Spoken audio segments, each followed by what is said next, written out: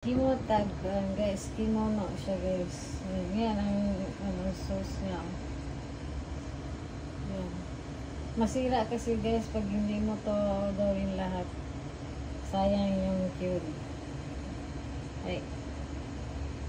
Lumaya guys.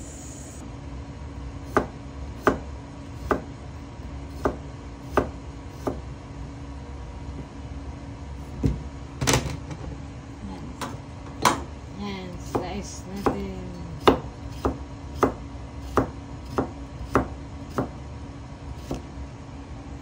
Slice tag sili guys.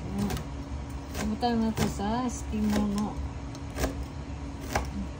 para lami. Halang kayo. Appetizer.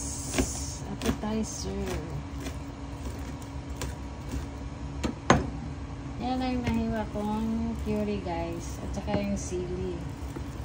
Lagay natin to sa silopin. Natin sa silopin. Yan. Tapos ilagay natin yung sili guys. Yung sili yan.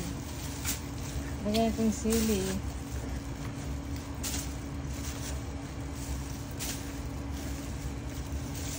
Tapos ilagay natin yung sauce niya guys. Ito. Para yung ano natin, madali lang siya guys. Diyan, lagay mo lang siya dyan. Tapos, halaluin mo lang siya ang gano'n.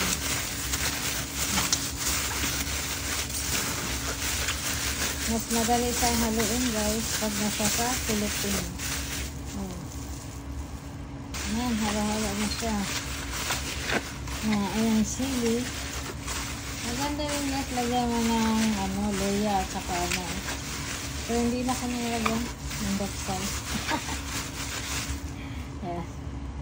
Yan, lagyan na natin siya dito sa lagayan. Lagyan nyo na lang yan sa ref para hindi siya masira. Kahit 1 week guys, dito siya hanggang 1 week. Yan, gawa na yung kimono natin. Pili na siya kainin guys. Ilagay ko muna sa ref para malamig-lamig siya.